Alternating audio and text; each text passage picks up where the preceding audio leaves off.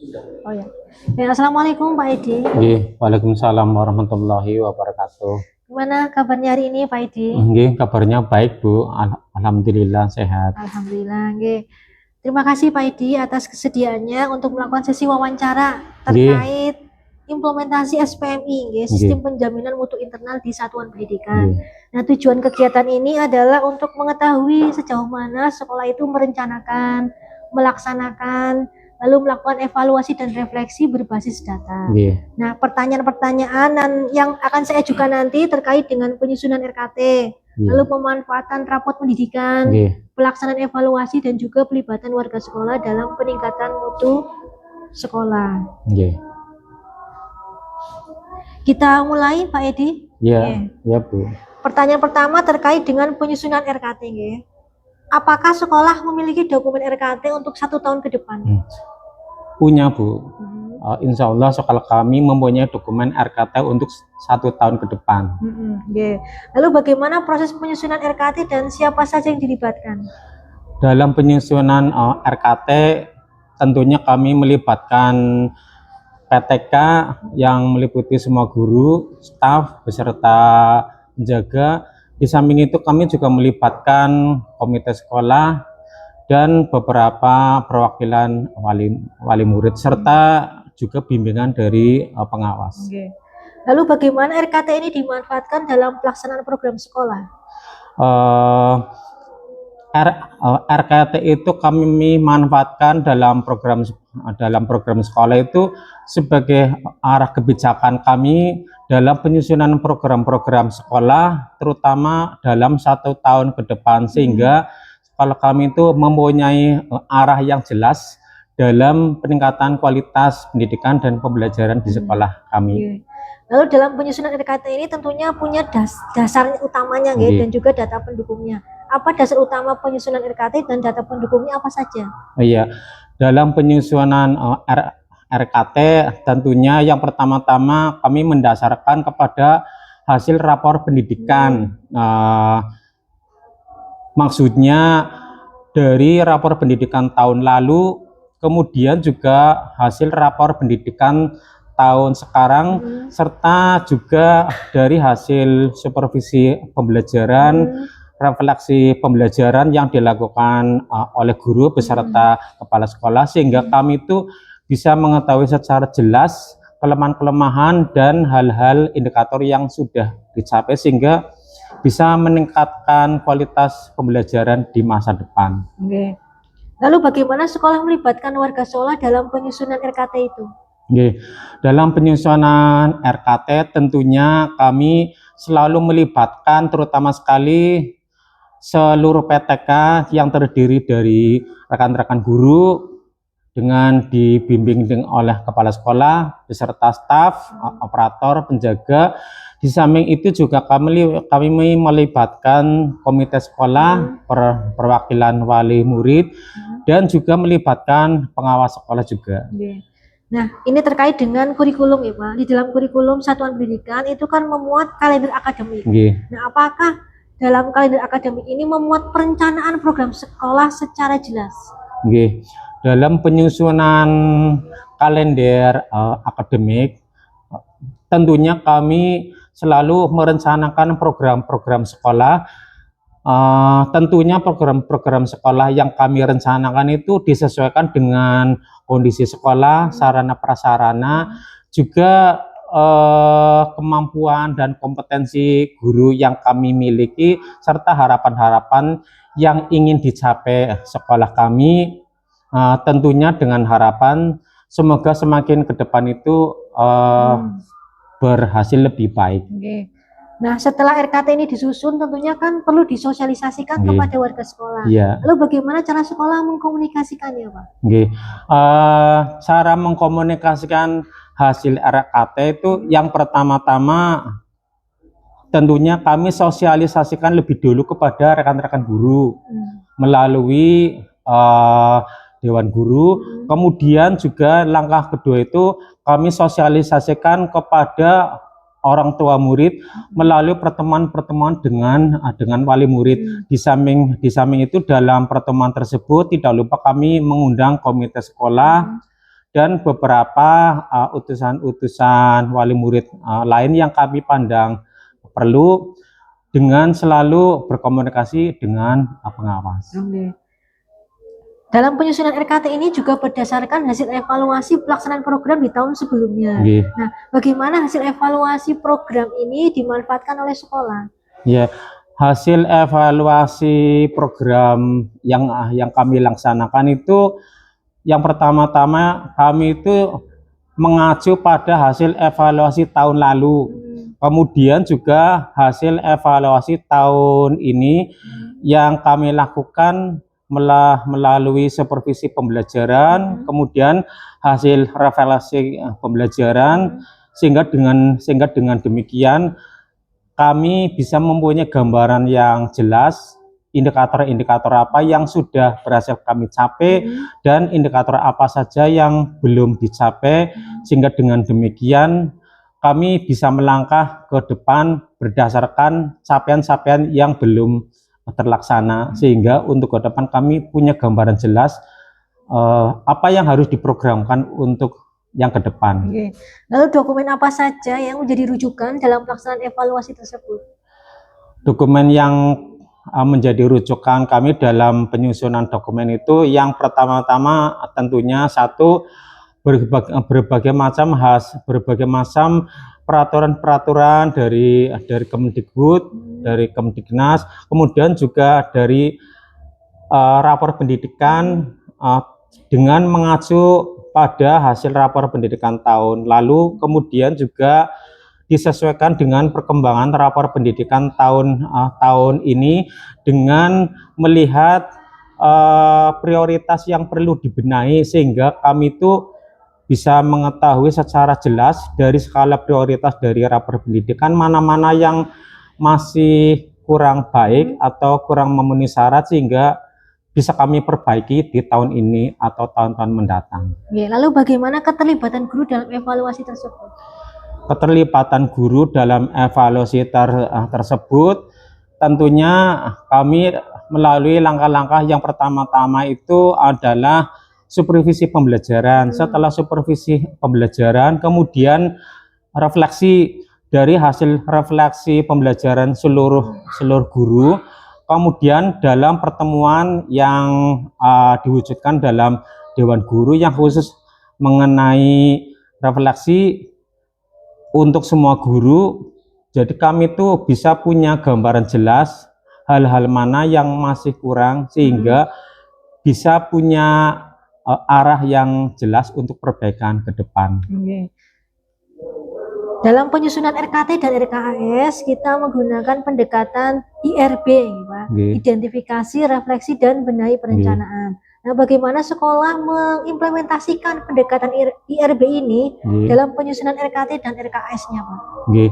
Untuk hal ini kami itu menggunakan 4 hal. Yang pertama-tama adalah kami itu mengidentifikasi rapor pendidikan dan data dukung yang lain. Kemudian juga kami mengadakan refleksi untuk akar masalah yang dihadapi. Di samping itu juga kami lihat itu beberapa skala prioritas yang masih kurang untuk bagian benahi perencanaan ke depan, dan kami juga melihat pada pembenahan untuk pelaksanaan, sehingga untuk evaluasi pelaksanaan hasil tahun lalu atau tahun ini bisa kami perbaiki untuk kedepannya. Nah, di dalam RKT ini mencakup 3 hal, ya Pak. Yang pertama terkait dengan pembelajaran, yang kedua terkait dengan GTK-nya, dan yang ketiga terkait dengan sarprasnya. Lalu program apa saja yang direncanakan untuk meningkatkan kualitas pembelajarannya? Dalam hal ini untuk peningkatan pembelajaran kami laksanakan melalui 3 hal. Yang pertama-tama adalah perbaikan pembelajaran, yaitu perbaikan pembelajaran ini tentunya difokuskan pada guru-guru.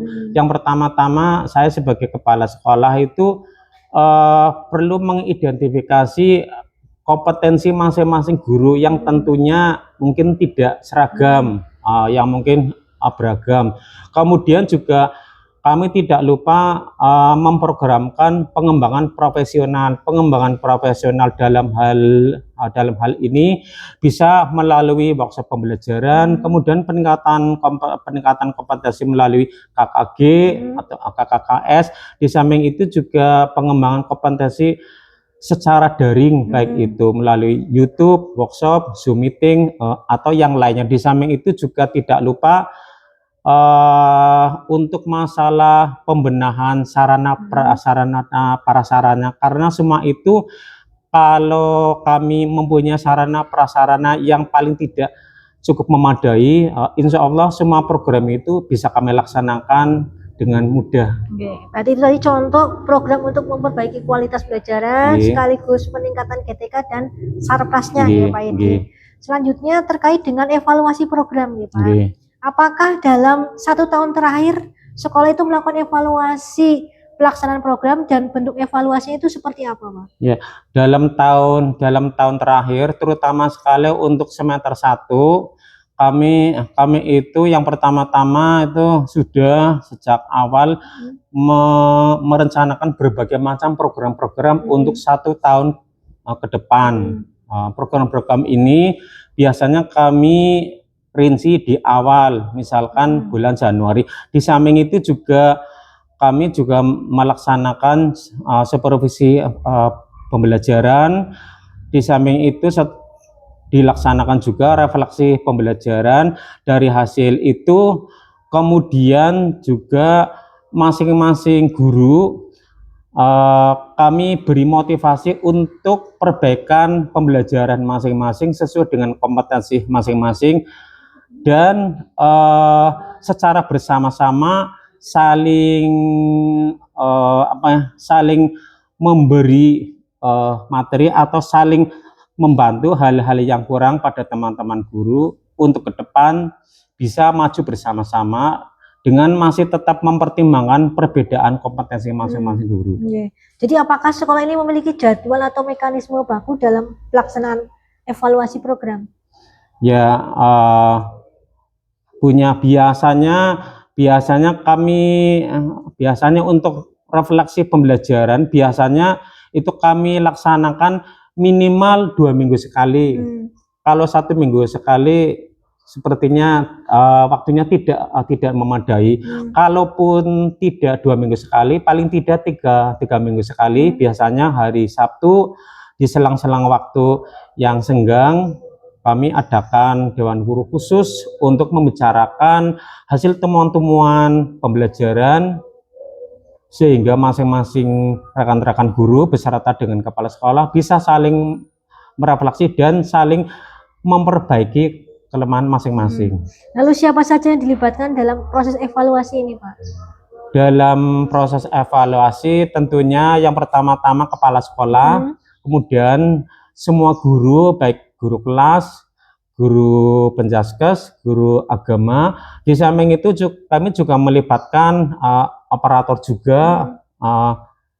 Untuk itu kami juga melibatkan penjaga juga. Nah, apa tindak lanjut dari hasil evaluasi program ini, Pak? Tindak lanjut dari evaluasi tersebut kami laksanakan sebagai modal awal untuk perbaikan ke depan, karena dari hasil refleksi itu sekolah beserta guru-guru itu punya gambaran yang jelas, indikator-indikator yang sudah dicapai dan indikator-indikator yang belum tercapai, sehingga dengan demikian melalui sinkronisasi program-program yang direncanakan sejak awal bisa kami masukkan untuk perbaikan dalam 1 tahun berjalan. Baik, Pak Edi. Tadi disampaikan bahwa dalam proses evaluasi ini melibatkan semua pihak. Nah, terutama guru dan tenaga kependidikan. Bagaimana bentuk keterlibatan mereka, Pak? Dalam hal ini keterlibatan guru-guru itu diwujudkan dalam berbagai macam hal, yaitu melalui refleksi, kemudian juga berbagai macam kegiatan, misalkan workshop pembelajaran, kemudian in-house training secara mandiri di sekolah. Di samping itu tidak lupa juga kami manfaatkan setiap dewan guru, kami selipkan beberapa hal yang berkenaan dengan refleksi pembelajaran untuk memperkaya pemanfaatan waktu selama kami adakan dewan guru. Okay. Nah, dalam proses evaluasi ini tentunya sekolah menggunakan sumber data tertentu, Okay. Apa saja, Pak?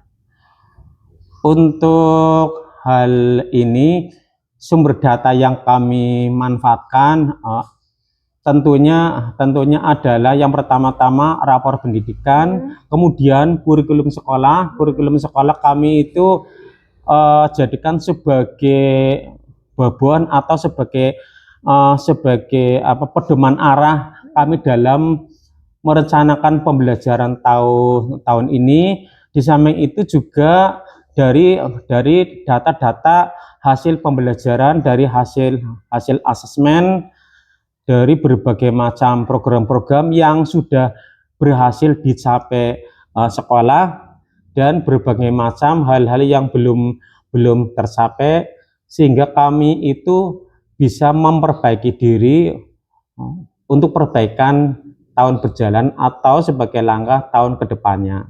Oke, nah data-data tersebut tentunya dikumpulkan secara sistematis oleh sekolah. Bagaimana bentuk pengumpulannya?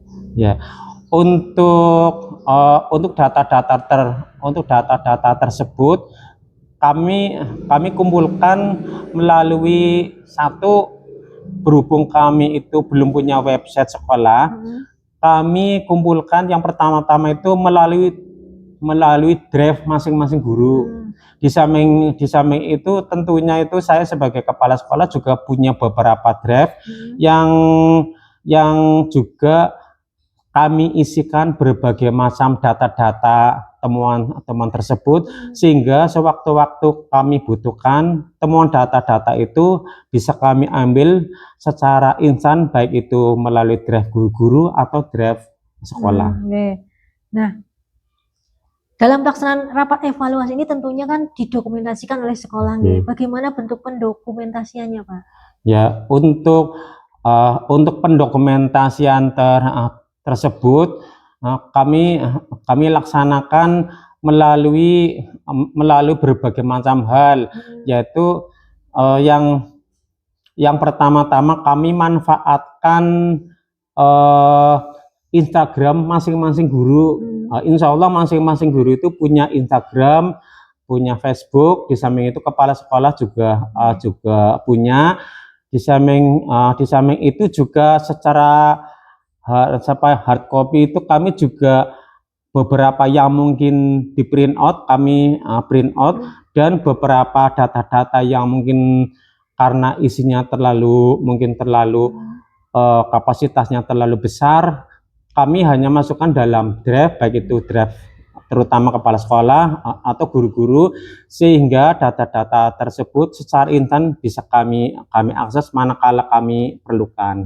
Tentunya data itu seperti undangan, ya Pak, betul. Lalu daftar hadir, notulen, dan juga foto-foto ataupun video dokumentasi, ya Pak Edi. Baik, dalam proses evaluasi juga menggunakan berbagai macam sumber data, baik itu sumber data internal maupun sumber data eksternal. Nah, sumber data internal apa saja nih yang digunakan oleh sekolah dalam proses evaluasi, Pak? Untuk sumber data internal itu adalah dari rapor pendidikan, kemudian dari hasil refleksi pembelajaran, kemudian juga hasil asesmen yang meliputi asesmen tengah semester atau akhir semester. Di samping itu untuk sumber data untuk eksternal, kami juga memanfaatkan data-data dari baik itu dari masyarakat, dari komunitas sekolah, atau dari perkembangan hal-hal yang terjadi di masyarakat, sehingga kami bisa mensinkronkan antara program-program sekolah dengan kondisi masyarakat supaya saling mendukung dan saling membantu, sehingga tidak terjadi tumpang tindih atau terlalu bertolak belakang. Nah, lalu bagaimana sekolah memanfaatkan kedua sumber data tadi Pak dalam proses evaluasi? Ya, sekolah memanfaatkan sumber data eksternal dan internal yang kami sinkronkan bersama-sama sebagai bahan untuk evaluasi kami, dan istilahnya itu sebagai bahan awal untuk pembuatan atau penyusunan program-program ke depan, sehingga dari temuan-temuan data eksternal atau data internal tersebut kami bisa punya gambaran jelas apa yang harus kami laksanakan untuk perbaikan kualitas pembelajaran atau kualitas pendidikan kami tahun ini, tahun berjalan, atau tahun-tahun ke depannya. Baik Pak Edi, ini terkait pelibatan komite sekolah. Apakah sekolah melibatkan komite sekolah secara aktif dalam proses evaluasi Pak? Ya,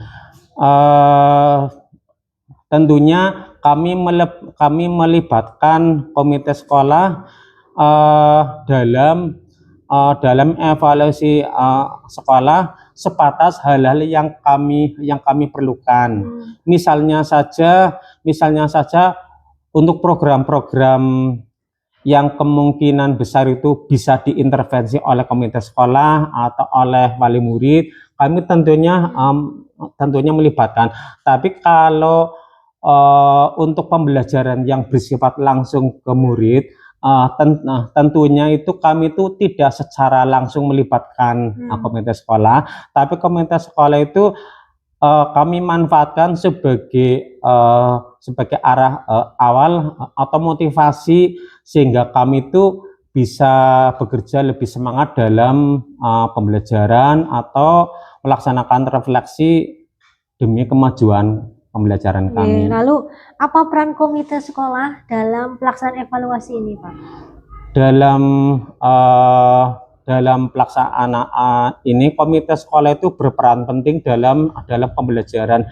Berbagai macam program-program sejak awal kami itu sudah melibatkan komite sekolah, baik itu program-program yang bersifat jangka pendek, jangka menengah, atau jangka panjang. Peran komite sekolah itu kami perlukan terutama sekali untuk mensinkronkan antara keinginan kami sebagai guru-guru dan kondisi masyarakat yang tentunya komite sekolah itu lebih tahu, sehingga kami itu bisa melaksanakan program dan didukung masyarakat melalui komite sekolah, karena komite sekolah itu tentunya yang lebih tahu tentang kondisi masyarakat, kondisi wali murid di rumah, sehingga bersama-sama bisa bersinergi untuk memajukan pendidikan kami. Oke, lalu bisa diberikan contoh konkretnya ya Pak, masukan dari komite sekolah yang kemudian ditindaklanjuti oleh pihak sekolah? Ya, beberapa waktu yang lalu, misalkan dalam sesi sebelum pertemuan dengan wali murid, kami itu istilahnya itu bercakap-cakap atau bercurhat sama dengan komite sekolah. Di situ kami membicarakan berbagai macam hal, baik itu masalah budaya-budaya masyarakat, kemudian tentang sifat-sifat masyarakat, kondisi ekonomi masyarakat, sehingga program-program sekolah itu sekiranya bisa dilaksanakan. Contoh, komite sekolah itu menginginkan bahwa untuk pembelajaran bisa mengadopsi budaya masyarakat yang religius. Misalnya saja komite sekolah itu menghendaki tetap ada sinkronisasi tentang masalah nilai-nilai religius sebelum pembelajaran, sehingga dengan dari usulan dari komite sekolah tersebut, misalnya saja setiap hari Selasa atau setiap hari Rabu sebelum pembelajaran kami adakan murojaah juz amma. Itu juga dari hasil perbincangan kami dengan komite sekolah, sehingga masyarakat atau komite sekolah itu mengetahui secara persis bahwa nilai-nilai religius di masyarakat itu bisa terakomodir melalui program sekolah tanpa meninggalkan hal-hal atau program yang bersifat akademis. Oke. Baik Pak Edi, itu tadi pertanyaan-pertanyaan terkait perencanaan dan juga evaluasi program. Oke.